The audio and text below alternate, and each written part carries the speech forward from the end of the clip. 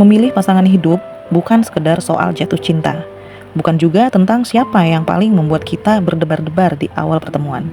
Karena dalam kehidupan nyata, yang kita jalani bukan hanya momen indah, tapi juga hari-hari biasa yang berulang, bahkan masa-masa sulit yang menguji segalanya. Pasangan hidup adalah investasi jangka panjang. Artinya, kita tidak hanya memilih untuk hari ini, tapi untuk puluhan tahun ke depan. Untuk versi diri kita yang akan berubah, untuk kondisi hidup yang tidak selalu stabil, dan untuk masalah yang tidak bisa diprediksi. Di awal, mungkin yang kita lihat adalah senyuman, perhatian, dan kenyamanan. Tapi seiring waktu, yang benar-benar menentukan adalah sikap, nilai hidup, dan cara menghadapi masalah. Karena realitanya, cinta saja tidak cukup. Akan ada hari di mana kamu lelah bekerja, dan pasanganmu juga lelah dengan dunianya. Akan ada perbedaan pendapat yang tidak bisa dihindari. Akan ada masa di mana ekonomi tidak baik-baik saja. Dan di saat seperti itu, yang dibutuhkan bukan sekedar rasa, tapi kedewasaan. Memilih pasangan hidup berarti memilih teman berjuang, bukan hanya teman bahagia, tapi juga teman bertahan. Apakah dia bisa diajak bicara saat ada masalah? Apakah dia mau mendengar, bukan hanya ingin dimengerti? Apakah dia bertanggung jawab, bukan hanya romantis di awal? Karena banyak hubungan gagal bukan karena kurang cinta, tapi karena tidak siap menghadapi realita. Investasi jangka panjang selalu butuh pertimbangan matang. Kita tidak asal memilih karena kita tahu dampaknya besar. Begitu juga dengan pasangan hidup.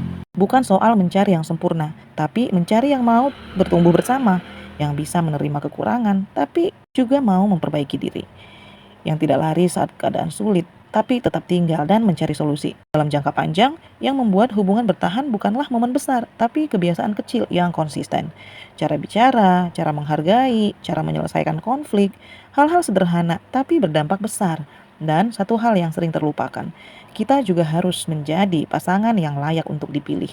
Karena hubungan yang sehat bukan tentang satu orang yang sempurna, tapi dua orang yang sama-sama belajar.